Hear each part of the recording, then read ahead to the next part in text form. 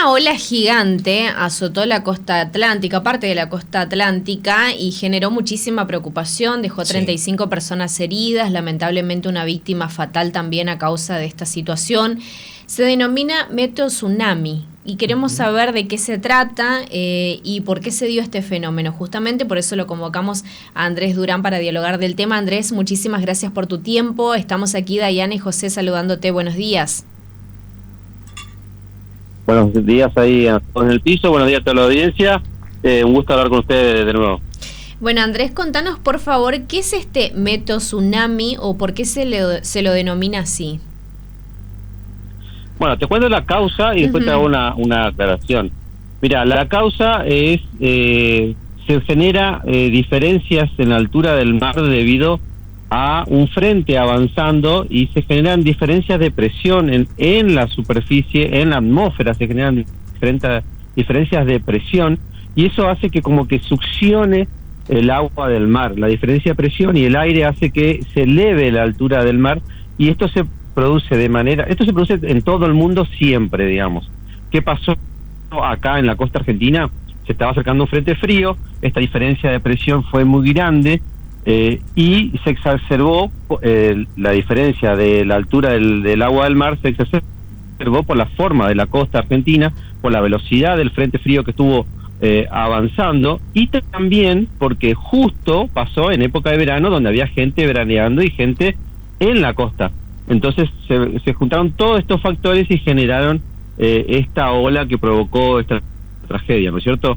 De todas maneras, no fue tan alta la altura como se estaba diciendo en todos los medios. La altura que se está diciendo de forma oficial es de 0,8 metros, pero obviamente que en una costa que es bastante plana, 0,8 metros hace que el agua entre mucho en la costa, y obviamente si la gente no está prevenida, la verdad que la agarra de sorpresa y queda no solamente las cosas, sino que la gente queda inmersa en el agua y bueno, y se produjeron los heridos y por eso también la tragedia, ¿no es cierto? Pero bueno, esto ocurre en todo el mundo cuando un frente frío avanza, cambia la altura del mar, pero bueno, se juntaron, como decía, estos otros factores que amplificaron el efecto y lo hicieron mucho más grave, ¿no es cierto? Andrés, ¿hay forma de prevenir esto, es decir, de saber qué va a ocurrir?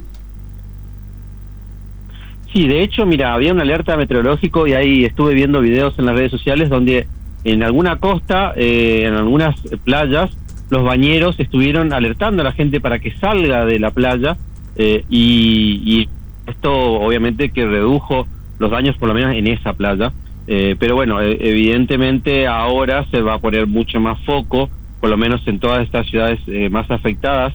La próxima vez que ingrese un frente frío o la próxima vez que haya mecanismos en la atmósfera que generen cambio de presión importante, que puedan llegar a detonar o llegar a generar otra ola parecida, obviamente se va a poner mayor atención y se van a emitir alertas necesarias para que no ocurra esto, ¿no? Lo que pasa es que fíjate que lo que se tiene registro de que sucedió algo así parecido, la última vez fue en 1954, o sea, estamos hablando de casi 70 años, más de 70 años que no se registraba algo así. Entonces, la verdad que es algo totalmente inusual que afecte, que genere tragedia, ¿no? Esto ocurre, esta diferencia de la altura del mar por condiciones atmosféricas ocurre todo el tiempo en todo el mundo. Lo que pasa es que ahora de tener una tragedia. ¿Ustedes se acuerdan hace unos años atrás cuando cayó un rayo en Mar del Plata, si mal no me equivoco, y en la costa argentina fue que provocó unas muertes también? Sí. Bueno, esto también sucedió, se dieron un par de fenómenos juntos. Una tormenta en la costa, un rayo que justo cayó en la arena y había personas alrededor y por eso se provocaron esas muertes, esa tragedia. Bueno, rayos y tormentas hay en todos los lugares del mundo todo el tiempo y no provocan tragedia. Bueno, pasa que se desencadenaron un montón de factores para que termine en tragedia.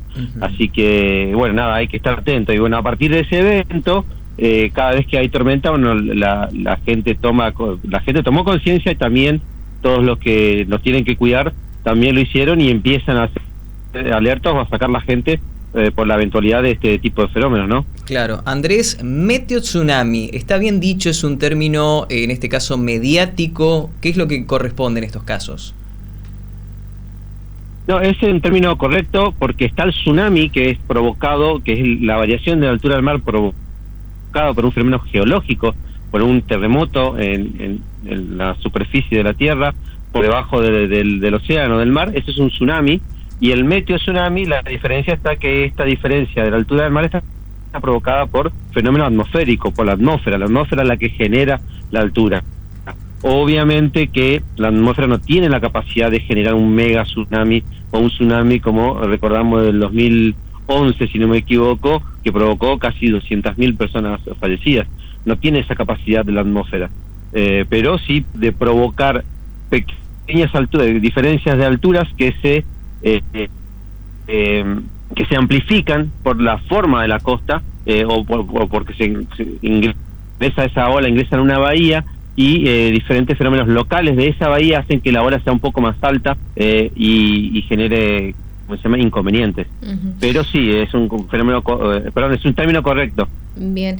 Andrés, ¿es posible que esto ocurra en otros lugares? No sé, pienso en una zona de río y no en el mar. Mira, el viento siempre provoca el viento sostenido de un solo sector y cuanto más intenso es, tiene la posibilidad de afectar la altura del agua del río.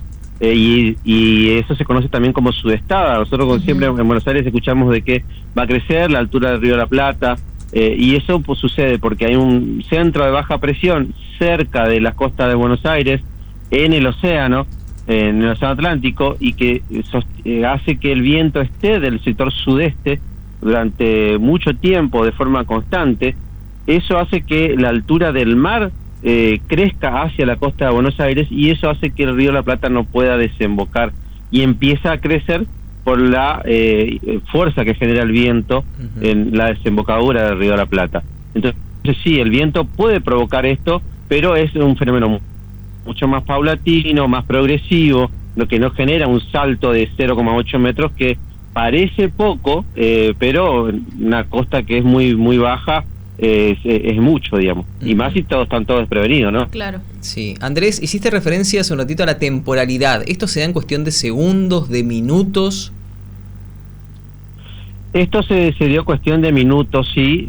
Algunos testigos decían que notaron un pequeño retiro lo típico de un tsunami, ¿no? Que el agua se retira un poco de la costa y después avanza de forma rápida y con mucha fuerza, ¿no?